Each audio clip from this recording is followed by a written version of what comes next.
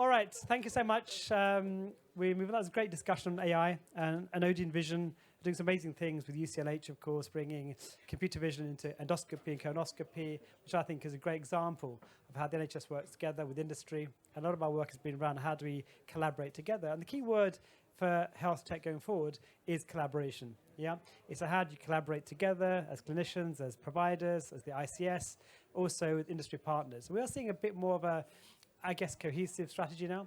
There's more engagement than there was before COVID. And certainly, I think it's an encouraging time to be around, of course.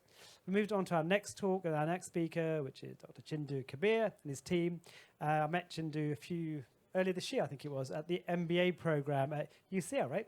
So UCL have their very first, the world's first, Global Business School for Health. Amazing concept. First year's cohort has just finished, and it's been great to see UCL bring this kind of MBA program to global health. I'm a professor of practice at UCL on their program. So Chindu I met, and he's an orthopedic surgeon, but he's got some great ideas on the future of kind of post-op management and things like that. So, surgical patients, as I mentioned in my first video this morning, the journey will change, and we don't often worry about, remember I said those two letters, PX? We have UI, UX, the user interface, user experience for computing language. The PX is a new thing. We need to now make sure it's visible. The patient experience, build that centrally to every technology platform or solution. You won't go too far. One of the things actually I get disappointed with is the fact that we don't often engage patients as much, do we? Yeah. It's always tech-driven or healthcare-driven or doctor-driven. Actually, patient focus is very important. In fact, a few years ago, one of my colleagues who runs a few startups said we should have a new position in a company. We have the CTO, the CEO, the COO. We never have a chief patient officer. Maybe that's the next step for us, to include them in the conversation. So Chindu's doing very much that, aren't you, in our part of the journey? So Dr. Kabir, come. And the team. I'll leave both of these with you, as you wish. Thank you. Round of applause for Dr. Kabir. And everyone else.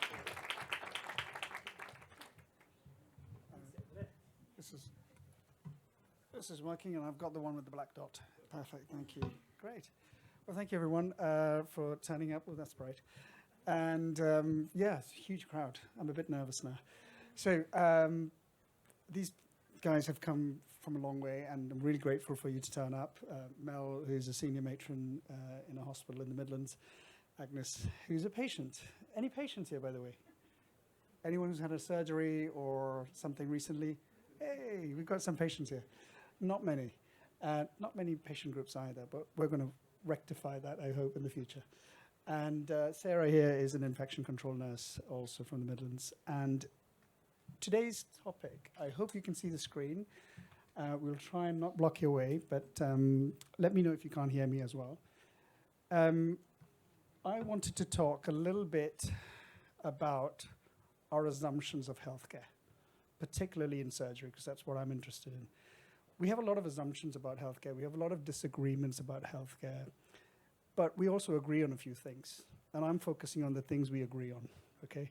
The things we agree on are that patients often, after surgery, feel a bit anxious, they're a bit in pain, they do need support. We all agree on that. And we doctors and nurses are very, very busy. We're always busy. And I think everyone sort of agrees to that assumption as well. Just to give you an idea of surgery globally, we often think in terms of the NHS and our problems here, but believe it or not, these problems exist everywhere, right? So just to give you an idea, this is a Lancet paper that talks about the number of surgeries being done every year. Apparently, there are 300 million operations or procedures being done every year. 4.2 million people die in the first 30 days. I'll let that sink in. Apparently, 38% of all infections after surgery are related to wound care infections. Okay, so the cost to the world GDP is $12.3 trillion from this. I don't know if you can see it at the bottom here, but I'm sure you can see it. There's an unmet need for surgery, which means there are 2 billion people out there who need surgery but can't get it. And the UN, the WHO, and the World Bank are trying to help us achieve that target. Now, what scares me is that what would happen if we do achieve that target of 2 billion operations being done? You can see those numbers going up, right? Just to give you a little bit of context. And I don't know if you can see this slide again. Sorry, Agnes, you're a bit... No, you need to sit down. She's my patient. Don't fall off. And Mel, I think you're in the way of quality, but no worries. Sorry, this is how we treat patients. So I've been told that healthcare stands on 3 legs: cost, quality, and access, right? Everywhere in the world. This is what happens. Quality is we try and standardize the care we give, right? In surgery, for example, you can have an appendicectomy anywhere in the world and the surgeon more or less goes through the same procedure. But the follow-up is different. Why? Access. Now here we talk about patients overusing hospitals, perhaps. In other parts of the world, they have to travel for 2 days by bullock cart to get to a follow-up appointment if they ever go for one, right? This is the reality. This is just to give you guys a context about, the NHS and when we talk about the negative things within healthcare here in the UK, there's a lot going for us. Okay, so another assumption. So this is going way out. Okay, we often think about healthcare as, well, I say it's an emotional experience, right? When you go to a hospital, you actually have an emotional experience. Healthcare is really not about the science of healthcare, it's about the art of healthcare. There's a sector that we can relate to, which is banking, right? Now, all of us, if we bank at the same place and we go and we say, look, I want my money back today, there's no bank in the world that will survive. Think about Silicon Valley Bank, Northern Rock Bank, if you remember that. And the reason for that is there is no run on the bank because we have confidence in the bank. There's a concept called fractional banking where if you deposit money, the bank doesn't have to keep the money with them. They can invest it and they just need to keep 10% of the money there. The idea is that if we lose confidence, if we do not trust the banks and we all turn up the bank asking for our money, it will collapse. Similar thing in healthcare, right? It's all about confidence. It's all about trust. We trust the healthcare systems that we live in to deliver us some sort of healthcare when we need it.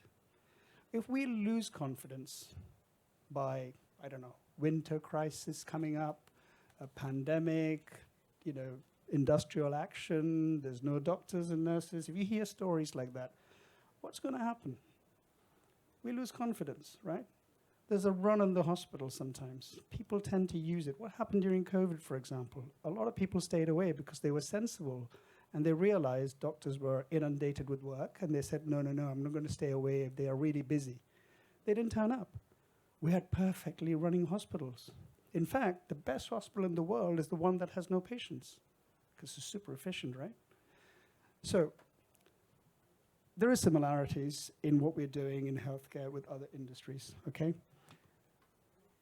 There's another concept that people need to understand, is we all focus here on healthcare professionals, technologies, delivery systems, etc. But if you think about the whole of surgical care, it's like an iceberg. We're talking about the tip of the iceberg. That's where we are, the hospitals, the doctors, the nurses, etc. We often talk about the tip of the iceberg because that's what we can see. But patients live at home. The home is the biggest hospital in the world. And the more we think about doing daycare surgery and discharging patients, etc., the more patients are living at home. We have tons of measures for this space, not much for that space, right? We're all obsessed about healthcare delivery. We're not obsessed about healthcare experience, right? Patients outnumber us millions to one. So if you can build confidence in that group, if they feel that they're being looked after, they're not going to do a run on the bank. Simples, right? Might be too simplistic, but you get the picture, right? So one of the things that we wanted to focus on surgery around the world was, imagine you had this amazing experience at hospital, amazing doctor, amazing nurses, great care. You're discharged. What happens today is you go home and you're often in pain. you have doubts, you're only human. You have a lot of questions that you forgot to ask the doctor when you're at the hospital. Instead, imagine a world where you go home, you can communicate with your clinicians, you get feedback, you get access to resources, at least for the first 30 days. Now, the WHO mandates that we should follow up patients for 30 days. I don't care what anyone else says, but that's what the WHO says. And if you've got a metal implant in, we follow patients up for 12 months, right? And this is across the world. Because of resource problems, we sometimes say, look, certain operations don't need to be followed up. But that's mainly because of local resource issues, whether it's the NHS or some other healthcare system in the world. So I think what I'm really trying to say is when we look at patient care, especially in surgery, we have standardized surgical procedures. We do not have standardized follow-up procedures. We often tend to focus on systems, hospitals, delivery, doctors, etc., not so much on the patients. Today, 65% of the world can use smartphones, right? And it's getting bigger. A lot of patients are now tech savvy. The problems of tomorrow, you can deal in different ways, right? You don't try and solve the problems of yesterday.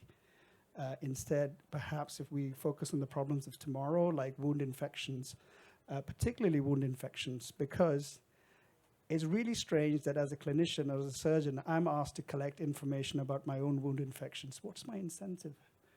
To tell patients that I've got infection rates of X, right? So we try and get patients to report on infections. We try and get patients to report on their own outcomes.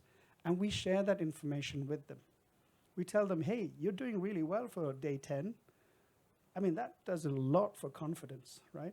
So without much further ado, I'm going to invite my patient back to the stage. Thank you. Oh, sorry. Thank you. Yeah, you're sitting over there. I'll sit here. Great. So I'm going to open up the floor to questions. And I think Shafi's disappeared. So, yeah. Questions? I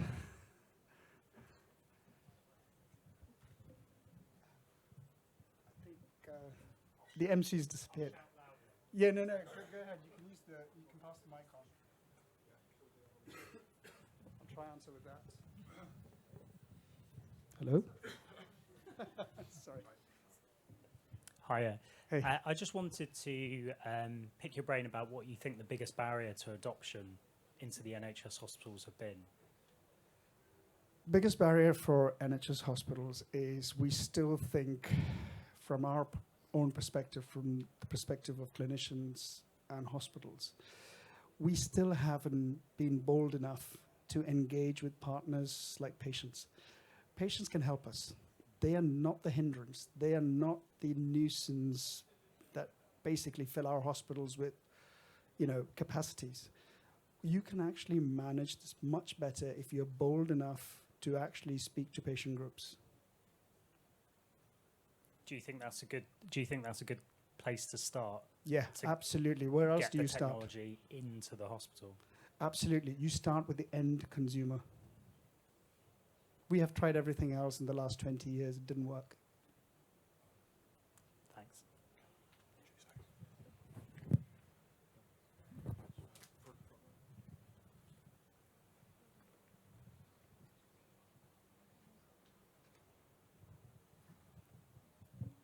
Hi.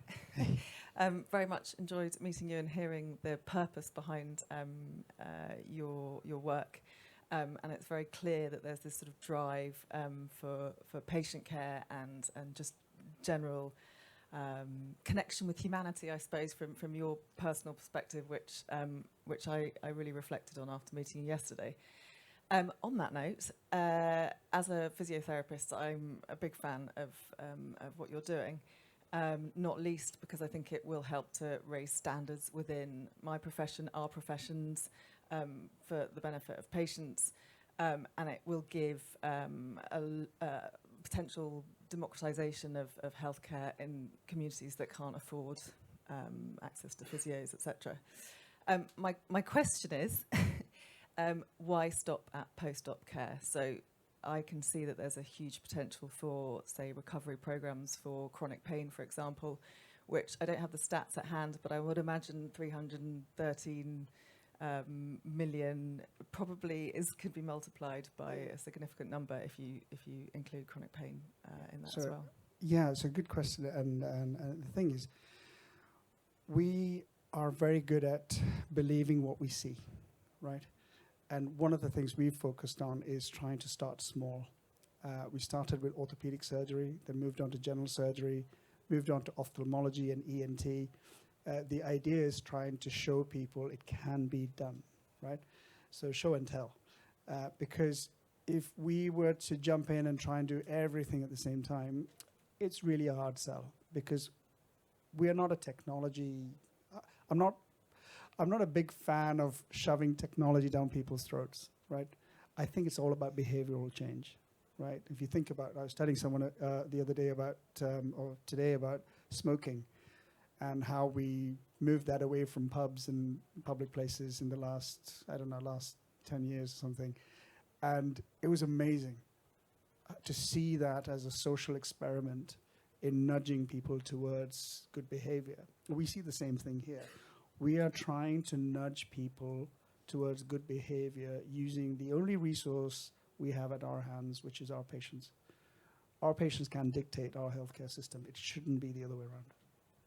What do you think, Mel? Mel is a senior nurse, so she can tell you a little bit more. From my point of view, I work on a extremely busy colorectal general surgical ward, encompassing breast surgery as well, ear, nose and throat, thyroidectomies. And we're being asked to obviously discharge patients a lot quicker. And with that comes that sense of vulnerability from those patients. They always ask, am I ready to go home? Yes, you are, clinically. Emotionally, maybe not sometimes. With the post-op app, it gives them a safety netting where they can have access to me and some of the team members who have actually been looking after them. So obviously, GP surgeries are so short-staffed. You cannot get in to see your surgery. Sometimes we don't want to ask our patients who are vulnerable, especially now with winter measures coming on and the flu and everything. We don't want to see those patients who have recently had surgery or potentially neutropenic sitting in A&E, for 8 hours for really nothing that would warrant that at all. With the post-op app, I've found that they've been able to send photos and, just general questions that would sometimes lead them to going to seek medical attention. And you've just been able to send a text message, do you know what, that wound looks fine. If you need to see me, then you can come to my ad hoc clinic. But the thing is, like, a lot of these patients now, we live in a society where you don't have kids living in the same town as you. Your child works elsewhere. They're having to rely on neighbours because post-surgically they can't drive. They don't have access to public transport. Coming back and seeking medical attention after surgery is a trial in itself. By being able to take a photograph and have access to somebody at the end of that text, that will answer relatively quickly, it's a no-brainer. The patients have really welcomed it. And, even some of the patients that are older and you think they're never going to be tech savvy enough to do this, you say, have this, I'll show you how it works. And they have jumped on it because it's been a lifeline, because it's kept their independence in their own post-op recovery. And it's just been, it's been a lifesaver for everyone around. And me as a nurse who sees patients post-operatively, it's been a real benefit, both for patients and myself, and obviously time. Agnes, you might want to say something. Agnes is our patient, but yeah, I'm sure you can ask some questions as well. So. Okay. Was that question for me or for Mel? Okay. Thank you. It's a great presentation with great innovation. I'm just interested in, is it a one-off event, or do you keep coming back to the app for many times in terms of usage? let me tell you about my experience then, because I've had a total right knee replacement because of osteoarthritis, and it was quite degenerative. So the way the system and the waiting list were kept growing and growing, it was a long, long wait, and I was virtually debilitated before my operation. So when I had my operation, the care in the hospital was perfect. These weren't any of my surgical team, by the way. These were my aftercare team. So it was amazing, really reassuring. Before the operation, because it was planned, there was a joint school. And my husband and I went. They asked you to take your primary carer with you. And we learned about what was involved, because, as you said, it's nerve-wracking going home so quickly after a major surgery, but more so for my husband, who's a great guy, great mechanic, brilliant with his hands, but terrible as a nurse. And so for him, they just gave him confidence, reassurance, and then they mentioned the post-op app. And so my role is I'm a senior teacher in education, and my subject is technology, IT. And I diversified over time, so it was just a fluke that we all kind of met, really. And so for me, that was a godsend. It was a lifeline, because I did stay in hospital a little bit longer through complications of other medical problems.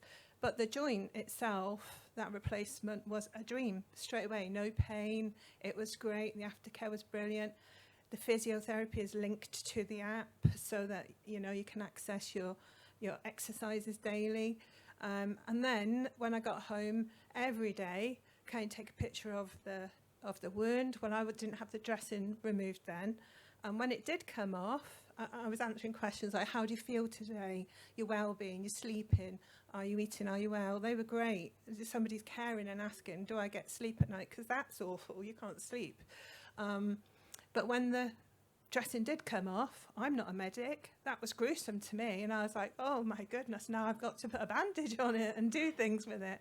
And so to send a picture to Faisal and Sarah, and them to come back and say, that's fine, and a fly past video, all looks good, you're doing well, you know, glad to hear everything's going well. Any questions that I wanted to ask, I could ask that in the comments box. And in the first little while, it is traumatic, and you expect that, but for me it was a relief, a complete relief to what I'd had before.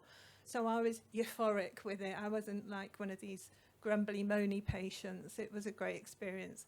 But then as time goes on and you get back to normality, that's when you really see your limitations. Tried to swim, couldn't swim. Couldn't do the rotational breaststroke legs, felt very deflated because that was the only thing that helped me before the op. So back on the op afterwards. How can I overcome this? You know, have you tried some water therapy? Can you try making transitions from one movement to another without rotation? All of that sort of helped me to get back into my own keep fit pattern. Things like my scar itself would discolour in the water. It went black, it looked horrific. Other people would notice it didn't bother me. And they would talk about it, come back and ask about it. It goes black in the cold weather, in the cold. It's great in the sauna, in the heat. Should I buy heated appliances to put on it on Amazon? And Faisal was like, no, you don't need that. Keep moving, keep exercising, pump blood around it. Giving me a little bit more insight than I would normally have. Keep generating new blood around it. It will replenish those blood cells and strengthen your muscles, that sort of stuff. All things I'd ask Sarah, you know, can you help me with this? My knee feels clunky. It's still numb. It's still numb on the right-hand side, but I'm back to work. I'm back to driving, asking how's your physio going? Great. Updating them on my consultants' appointments. It was just such a lifeline for me because, as you say, when you go to the doctor, he's got X amount of minutes for you, hasn't he? And there's so many more things you want to ask, whereas I've got all day to write those things, and then when they've got time, they would reply. Yeah. Thanks very much. Just a quick follow-on from what you said. Like, is it asynchronous? I mean, in terms of when you submit a message, when do you get the response? On the top of the app, it tells you the response time. It'll say, if it says minus 24 hours, it means within less than 24 hours you'll get a reply. And there's a whole team assigned to you. You see a clinical team on the app. It's got a listing of those that are caring for you. Yeah. Thank you very much. Some more questions, I think. Sorry, I'll take that. Yeah, sorry, you have more questions. So I had a question, I guess, about the workforce that's looking after you. So are you connected with the person who is managing your care? Is it to like a virtual pool of people? And how does that fit within their workday? Because I guess if you're doing a trial, looking after one person is okay, but We'll answer that. 50 I think Sarah will messages answer pile that. up. Amazing. Hi. So each patient does have a clinical team assigned to that patient, and then so I'm one of the specialist nurses with infection control. So I tend to check at least 3 times a day, just to make sure no messages have come through, or if any messages have come through, or photos or videos. And then I can assure you that probably 99% of the time, all the patient needs is reassurance, isn't it, Agnes? And for example, with Agnes, we would have a text message, I don't know, at 9 o'clock, and then I'd reply within usually half an hour, and I'm sure with Mel is the same, because we tend to check it, as I said, at least 3 times a day, and could be anyone that's been assigned to that patient. But that is just my routine, so that's usually what I do, is to not miss any patients and to try and get back to the patient as soon as I can. That's how it works. Yeah, thank you. I just want to add something to that very quickly as well. The question of resources have come up time and time again about who's going to look at all this stuff, right? In reality, what happens in hospitals is when we discharge patients, we do often give them a number and say, hey, any problems, just call us back, right? They call and no one picks up the phone, or we are busy on a drug round and we can't get back to them on time. It's not very structured. We do these things already. All we're doing is giving a better tool for our hardworking doctors and nurses on the wards. So this is not something new. It's just making it a little bit more digital.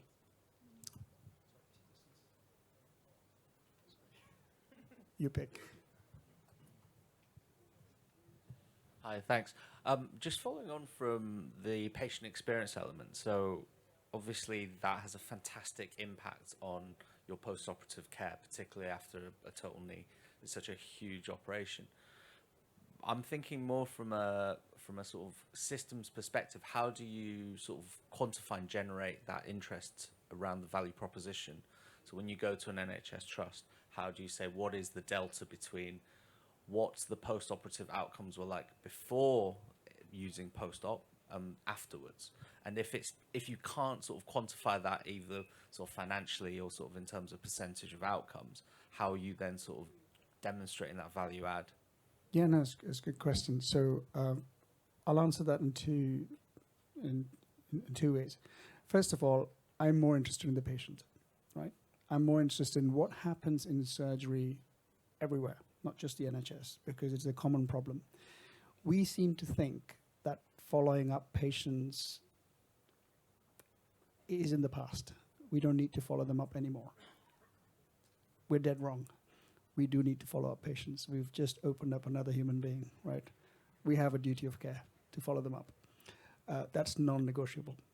The second is, how do you show cost effectiveness, et cetera, within particular healthcare systems, like the NHS, for example? We have particular needs, we have particular costs involved in delivering our healthcare service. There are many ways of making a cost-benefit analysis of what we're doing. In fact, we published some papers, which is on our website. And I'm talking about us as a technology company. But in general, what we tend not to do is measure patient experience. We don't collect PREMs, or patient-recorded experience measures. We do collect a lot of PROMs, which is outcome measures, which is also pretty good because we never did that before. So at least we now actually are seeking information from patients about what happened to you after surgery. Are you feeling better? Are you actually walking, right? So we do care now a little bit more. So in terms of what we're doing in terms of value proposition is we're saying by speaking to patients early, you're stopping the run on the bank. They don't come back and use your clinic services because everyone knows, anyone who's done management knows, you can create as much capacity as you want. It'll just get filled up. Unless you talk to the biggest cohort of people in our ecosystem, the patients. You can't do this without them. Does that answer your question? Yeah, thanks.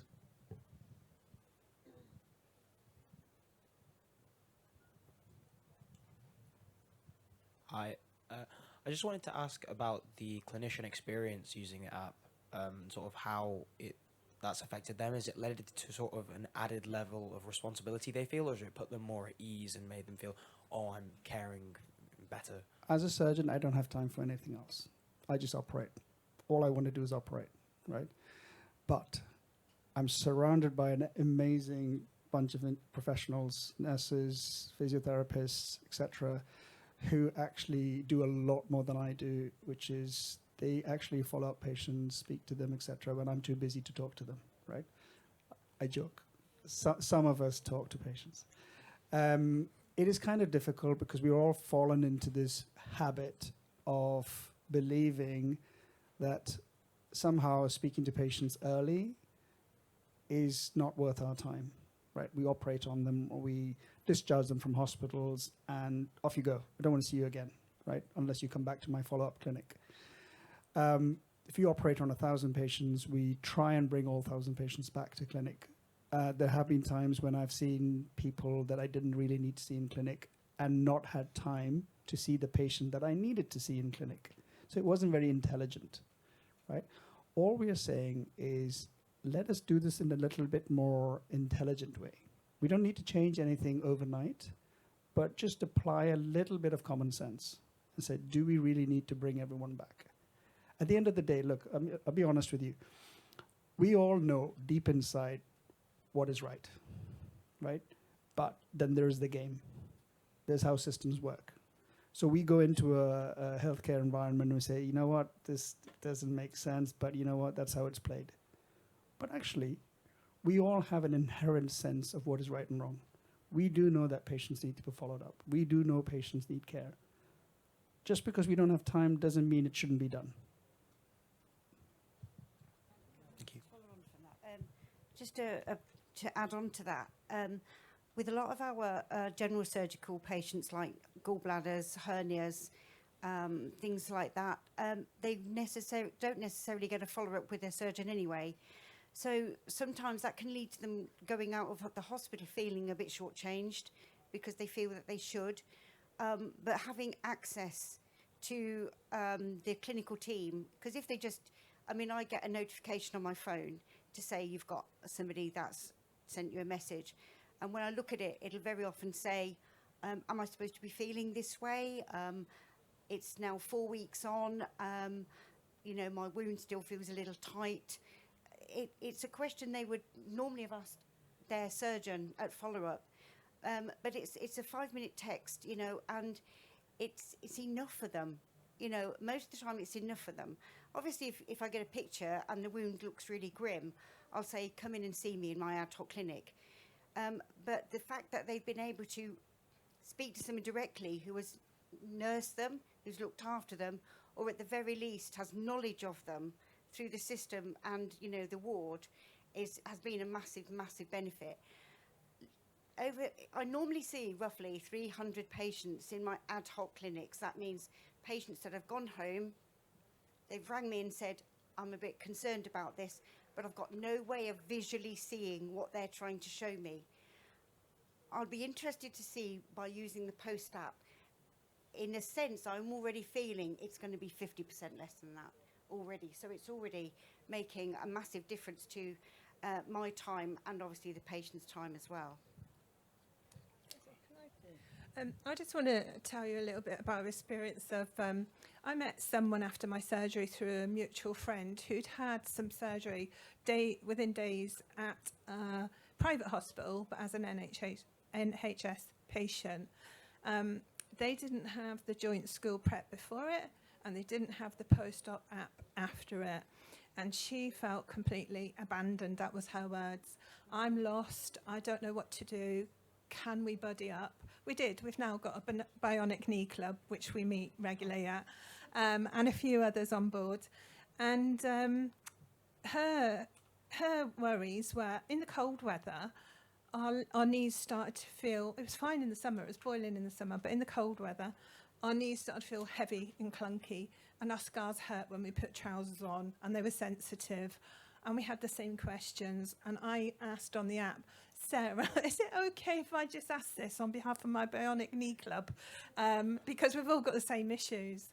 And so her experience as an NHS patient in a different setting without that support was completely different. She felt very anxious, whereas I was confident, oh, it's okay, I'm sure they'll answer those questions for us. And it helped more than just me to have post-op. Sorry, there's more questions.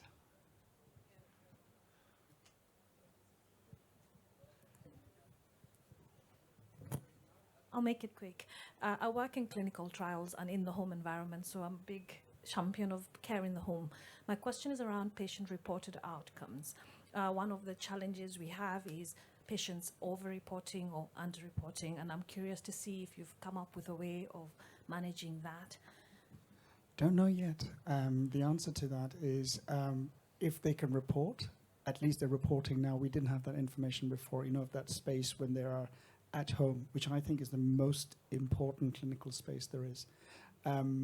We don't know if they're over-reporting or under-reporting yet. These are all standardized prompts that we get. But over the next year or so, we're going to look into it because we're looking at all the different surgical specialties, including eyes, which is massive. So it'll be good to see what behaviors are, right? The main thing you've got to understand is just because you don't see it doesn't mean that it doesn't exist, right? So the fact that we're now seeing it and we are looking at it means whatever reports we will get, we will look at it. We're going to look at the behaviors that we see, right? It's not just the numbers, right? You've got to understand healthcare is deeply emotional. It's not about the numbers. It's about how people feel, right? This is the crux of the problem. We all seem to focus on numbers without really understanding what emotional impact they have on patients, because that's the end of the game. That's the name of the game. We'll be looking at stuff. Thank you.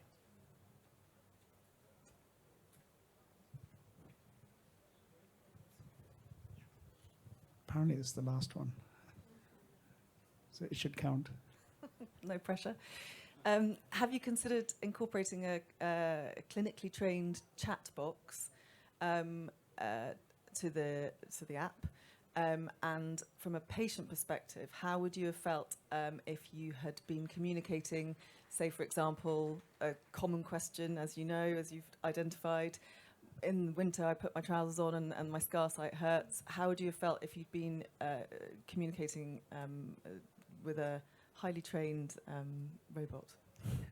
I would have been happy with that, like a set of frequently asked questions. You can Google everything, and we all know when you start Googling and it's not your field, you come up with all different things, you're diagnosing X, Y, and Z. So to have it in a very credible source would be completely relevant and very, very useful, It's a very good question, and I appreciate it's the last one, but the whole purpose of us being here to talk to you was to try and understand there's new technologies coming out, there's AI, there's large language models like ChatGPT, etc. The question is not how we take all this and immediately apply it to our practice, but to understand how our behaviors can change. Like as an orthopedic surgeon, I was told, just because you have a hammer doesn't mean that everything's a nail, right?